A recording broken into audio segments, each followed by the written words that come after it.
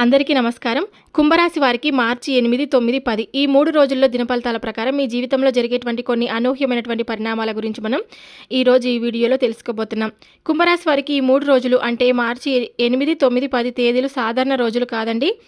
కొన్నిసార్లు మన జీవితంలో కొన్ని రోజులు చాలా నిశ్శబ్దంగా ప్రారంభమవుతాయి. కానీ ఆ రోజుల్లో జరిగే కొన్ని సంఘటనలు మన మనసులో ఒక కొత్త ఆలోచనలను, ఒక కొత్త మార్పును తీసుకొని వస్తాయి. ముఖ్యంగా మనకు గతంలో బాధ కలిగించినటువంటి వ్యక్తులు మళ్ళీ మన ముందుకు వచ్చి మాట్లాడే పరిస్థితి కూడా వస్తుందన్నమాట. అందుకే ఈ 3 రోజుల్లో కుంభరాశి వారికి జరిగే కొన్ని అనూహ్యమైనటువంటి పరిణామాల గురించి ఇప్పుడు మనం స్పష్టంగా తెలుసుకుందాం. కొంతమందికి గతంలో మిమ్మల్ని అవమానించినటువంటి లేదా చీకొట్టిన ఒక స్త్రీ మళ్ళీ మీ జీవితంలోకి వచ్చే పరిస్థితి కనిపిస్తుంది. ఆ స్త్రీ మాటల్లో ఒక మార్పు కనిపించవచ్చు. ఒకప్పుడు మీ విలువను గుర్తించని వారు కూడా మీ దగ్గరకు వచ్చి మాట్లాడే పరిస్థితి కూడా రావచ్చు. ఇది ఎలా జరుగుతుంది, ఏ సందర్భంలో జరుగుతుంది, ఈ 3 రోజుల్లో ఇంకేవేవి జరగబోతున్నాయి అన్న విషయాలను మనం పూర్తిగా తెలుసుకుందాం. కాబట్టి కుంభరాశి వారు ఎవరైనా సరే అండి, మొట్టమొదటిసారిగా మన ఛానల్ని చూసినట్లయితే తప్పకుండా మన ఛానల్ని సబ్స్క్రైబ్ చేసుకొని నాకు సపోర్ట్ అయితే ఇవ్వండి. ఈ వీడియో నచ్చినట్లయితే ఇంకొంతమంది కుంభరాశి జాతకులకు తప్పకుండా షేర్ చేయండి. వీడియో నచ్చితే లైక్ చేయడం మాత్రం మర్చిపోదండి. ఇప్పుడు కుంభరాశి వారి దినఫలితాల ప్రకారం పూర్తిగా రేపటి రోజున జరిగేటువంటి 3 రోజుల్లో జరిగేటువంటి అంశాల గురించి తెలుసుకుందాం. జ్యోతిష శాస్త్రంలో కుంభరాశి రాశి చక్రంలో 11వ రాశిగా పరిగణించబడుతుంది. ఈ రాశికి అధిపతి గ్రహం శని భగవానుడు, శని గ్రహం. అందుకే కుంభరాశి వారి జీవితంలో చాలా ఆలోచించి నిర్ణయాలు తీసుకునే వ్యక్తులండి. ధనిష్ట నక్షత్రం 3, 4 పాదాలు, శతభిష నక్షత్రం 4 పాదాలు, పూర్వభద్ర నక్షత్రం 1, 2, 3 పాదాలు. ఈ నక్షత్రాల పాదాలలో పుట్టిన వారిని కుంభరాశి వారని పరిగణిస్తారు. కుంభరాశి వారు సాధారణంగా చాలా అమాయకంగా ఉండే వ్యక్తులు. ఎవరికి హాని చేయాలనే ఆలోచన ఉండదు. కానీ వీరి మంచి మనసును చూసి కొందరు ఉపయోగించుకునే అవకాశం కూడా ఉంటుంది. వీరికి ఒక ప్రత్యేకమైనటువంటి లక్షణం ఏమిటంటే ఎవరైనా ఒకసారి మనసును నొప్పిస్తే వెంటనే ప్రతిస్పందించరు. కానీ ఒకరోజు ఆ వ్యక్తి నిజాన్ని అర్థం చేసుకునే పరిస్థితి కూడా వస్తుందన్నమాట. అందుకే ఈ 3 రోజుల్లో కొందరు కుంభరాశి వారికి గతంలో జరిగిన ఒక సంఘటన మళ్ళీ గుర్తుకొచ్చే అవకాశం కూడా ఉంటుంది. ఈ 3 రోజుల్లో జరిగే ప్రత్యేక పరిణామాల గురించి తెలుసుకుందాం. ముఖ్యంగా మార్చి 9 లేదా 10వ తేదీల్లో ఒక ప్రత్యేకమైనటువంటి సంఘటన జరగవచ్చు. గతంలో మిమ్మల్ని తక్కువగా చూసిన లేదా అవమానించిన ఒక స్త్రీ ఇప్పుడు మీ జీవితంలోకి మళ్ళీ మాట్లాడే పరిస్థితి రావచ్చు.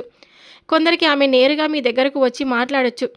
ఆమె మాటల్లో ఒక మార్పు కనిపించవచ్చు. గతంలో మిమ్మల్ని అర్థం చేసుకొని వారు ఇప్పుడు మీ విలువను గుర్తించే పరిస్థితి కూడా రావచ్చు. కొంతమందికి అది ఒక ఫోన్ కాల్ రూపంలో రావచ్చు. మరి కొంతమందికి అది ఒక సందేశం రూపంలో రావచ్చు. అప్పుడు మీరు కూడా ఆశ్చర్యపోయే అవకాశం కూడా ఉంటుంది. ఇలా జరుగుతుందా అని మీకు అనిపించవచ్చు అన్నమాట. కుంభరాశి వారికి ముఖ్యంగా 2 దేవతలు అంటే 2 దేవతలు చాలా శుభప్రదంగా ఉంటారండి. ఒకరు శని భగవానుడు అంటే శనిదేవుడు, 2 శివుడు. ఈ 3 రోజుల్లో ఉదయం లేదా సాయంత్రం ఓం నమఃశివాయ, ఓం శనీశ్వరాయ నమః అని జపించడం చాలా మంచిది. అలాగే హనుమంతుడిని స్మరించడం కూడా శని ప్రభావాన్ని పూర్తిగా తగ్గిస్తుందన్నమాట. ఈ యొక్క రాశివారి ఎప్పుడు కూడా కులదేవతను మర్చిపోవడం వల్ల మీకు చాలా అనర్థాలు జరగబోతున్నాయండి, జరుగుతాయి కూడాను. ఇప్పుడు మనం ఒక ముఖ్యమైన విషయం చెప్పాలి. ఈ కాలంలో చాలామంది తమ ఇంటి కులదేవతను పూర్తిగా మర్చిపోతున్నారు. మన తాతలు ముత్తాతలు ఎప్పుడు కులదేవతను ఆరాధించేవారు. ఎందుకంటే కులదేవత అనేవారు కుటుంబాన్ని రక్షించే శక్తిగా భావించబడుతుంది. కాబట్టి కులదేవతను మర్చిపోతే కొన్నిసార్లు పనులు ఆలస్యంగా జరగడం కానీ, కుటుంబంలో చిన్న గొడవలు రావడం కానీ, మనసులో ఆందోళన ఉండడం కానీ, ప్రయత్నాలు చేసిన ఫలితం ఆలస్యంగా రావడం కానీ ఇలాంటి పరిస్థితులు కూడా కనిపించవచ్చు. అందుకే కుంభరాశి వారు తమ ఇంటి కులదేవతను ఎవరో తెలుసుకొని కనీసం సంవత్సరానికి ఒకసారైనా ఆ దేవతను దర్శించుకోవడం చాలా మంచిదన్నమాట. కులదేవత ఆరాధన మనం ఎప్పుడు కూడా మర్చిపోవడం వల్ల మన జీవితంలో ఎన్నో సమస్యలు వస్తుంటాయి. ఎందుకో తెలియక మనం బాధపడుతూ ఉంటాం కదా. ఎందుకు పనులు ఆగిపోతున్నాయి, ఎందుకు కష్టాలు తగ్గడం లేదు, ఎందుకు ఎంత ప్రయత్నాలు చేసినా ఫలించడం లేదని చాలామంది ఆలోచిస్తూ ఉంటారండి. కానీ జ్యోతిష శాస్త్రం మరియు పురాణాల ప్రకారం ఒక ముఖ్యమైన కారణం చెప్తారు. అదే కులదేవతను మర్చిపోవడం అన్నమాట. మన పూర్వీకులు ఎన్నో తరాలుగా ఆరాధించిన దేవతనే కులదేవత అంటారు కదా. మన కుటుంబాన్ని, మన వంశాన్ని కాపాడే శక్తిగా కులదేవతను కూడా భావిస్తారు. పాతకాలంలో మన పెద్దలు ఏ పని మొదలుపెట్టినా ముందుకు కులదేవతను స్మరించేవారు. పెళ్లిళ్ళు, శుభకార్యాలు, కొత్త ఇల్లు, వ్యాపారం, ప్రయాణం ఏదైనా ప్రారంభించాలంటే ముందుగా కులదేవతకు పూజ చేసేవారు. అలా చేయడం వల్ల వారి జీవితంలో శుభ ఫలితాలు ఎక్కువగా ఉండేవి. కానీ కాలం మారింది కదా, జీవన విధానం కూడా మారింది. చాలామంది ఇప్పుడు మన కులదేవత ఎవరో కూడా మర్చిపోయారండి. అందుకే చాలా కుటుంబాల్లో కొన్ని అనర్థాలు జరగబోతున్నాయని పెద్దలు చెప్తూ ఉంటారు. కానీ కొన్ని కుటుంబాల్లో ఇలా జరుగుతూ ఉంటాయన్నమాట. పనులు మొదలు పెడితే అసలు పూర్తి కాకపోవడం, సంపాదించిన డబ్బు అసలు నిలబడకపోవడం, ఇంట్లో చిన్న చిన్న గొడవలు తరచుగా పెరగడం, ఆరోగ్య సమస్యలు తరచూ రావడం, వివాహాలు ఆలస్యం అవ్వడం, ప్రయత్నాలు చేసినా ఫలించకపోవడం, ఉద్యోగాలు రాకపోవడం, అనారోగ్యం సమస్యలు ఎక్కువగా ఉండడం, ఇలా ఏ విధమైనటువంటి పరిస్థితులకు ఒక కారణంగా కులదేవత ఆరాధన లేకపోవడం కూడా ఉండొచ్చు అని జ్యోతిష శాస్త్రం చెప్తుంది. కులదేవత అంటే కేవలం ఒక దేవత మాత్రమే కాదండి, అది మన కుటుంబానికి రక్షణగా నిలిచేటువంటి ఒక దైవ శక్తి కూడాను. మన పూర్వీకులు ఎన్నో సంవత్సరాలుగా పాటు మన కులదేవతను భక్తితో ఆరాధించి ఆశీర్వాదం పొందారు కాబట్టి మనం కూడా ఆ దేవతను మర్చిపోకుండా ఆరాధించాలి. కులదేవతను మనం ఎలా గుర్తించాలంటే, చాలామందికి ఇప్పుడు మన కులదేవత ఎవరో తెలియదు కదా.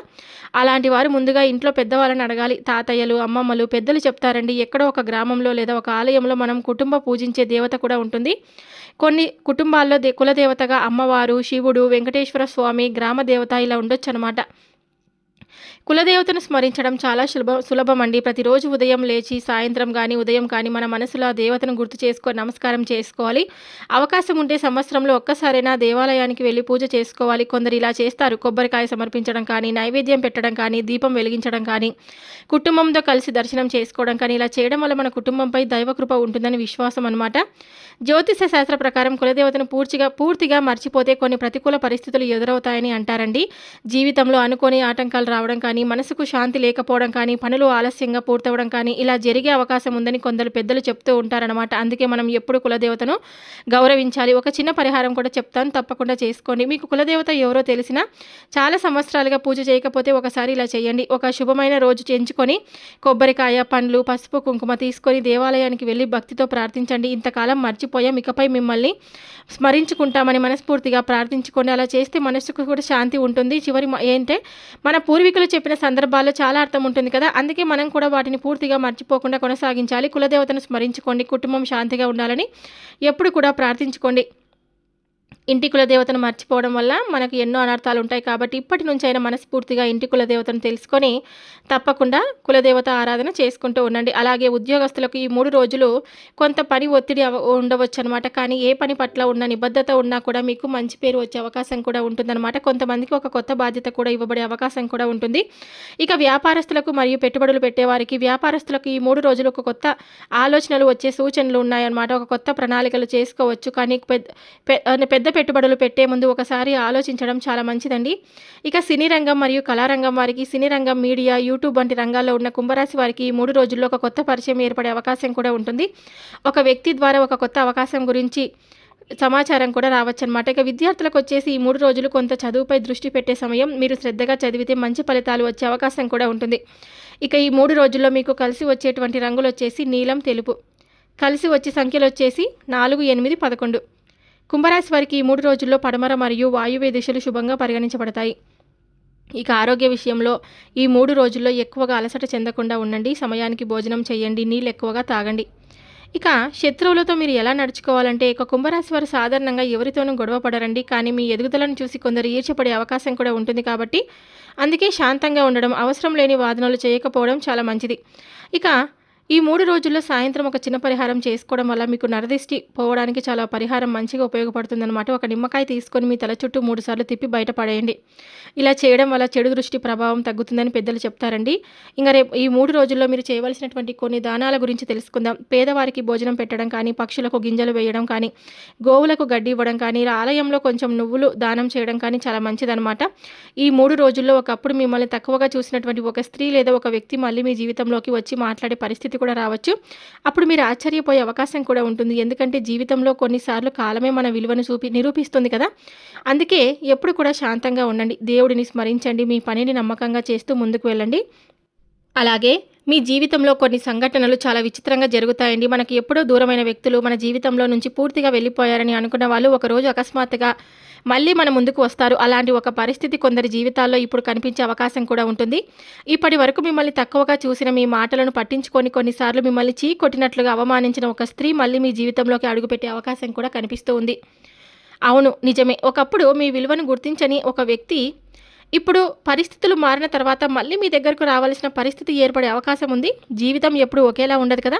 కాలం మారుతుంది, పరిస్థితులు కూడా మారుతాయి, మనుషుల ఆలోచనలు కూడా మారుతాయి. ఒకప్పుడు మిమ్మల్ని అర్థం చేసుకోలేకపోయినటువంటి ఆ స్త్రీ ఇప్పుడు గతంలో జరిగిన విషయాలను గుర్తు చేసుకుంటూ మళ్ళీ మీతో మాట్లాడాలని ప్రయత్నించే అవకాశం ఉంది. కొన్నిసార్లు అలాంటి వ్యక్తులు పాత జ్ఞాపకాలను తీసుకొని వస్తారు. మనం మరిచిపోయిన సంఘటనలను మళ్ళీ గుర్తు చేస్తారు. అలా పాత జ్ఞాపకాలు మళ్ళీ బయటకు రావడం వల్ల మీ మనసులో కొంత కలత కలిగే అవకాశం కూడా ఉంటుంది. మీరు చాలా కష్టపడి ముందుకు వెళ్ళాలని ప్రయత్నిస్తున్న సమయంలో గతంలో జరిగిన కొన్ని విషయాలు మళ్ళీ గుర్తుకు రావడం వల్ల కొంత గందరగోళం ఏర్పడవచ్చు. ఆ స్త్రీ మీ దగ్గరకు రావడానికి కారణం ఏమిటంటే జీవితంలో ఆమె ఎదుర్కొన్న కొన్ని పరిస్థితులు ఆమె ఆలోచనలను మార్చి ఉండవచ్చు. ఒకప్పుడు మిమ్మల్ని అర్థం చేసుకోలేకపోయినటువంటి ఆమె ఇప్పుడు మీ విలువ ఏమిటో గ్రహించి ఉండవచ్చు.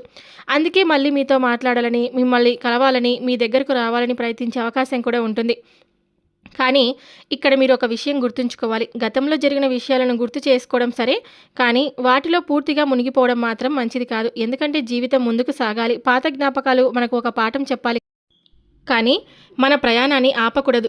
ఆ స్త్రీ మీ దగ్గరకు వచ్చినప్పుడు మీరు శాంతంగా ఆలోచించాలి. ఎమోషన్స్కు లోనై వెంటనే నిర్ణయం తీసుకోవద్దు. గతంలో జరిగినది ఎందుకో జరిగిందో, ఇప్పుడు పరిస్థితి ఏమిటో, ఆ వ్యక్తి నిజంగా మారిందా అనే విషయాన్ని బాగా గమనించాలి. కొన్ని సందర్భాల్లో అలాంటి వ్యక్తులు క్షమాపణ చెప్పడానికి కూడా రావచ్చు.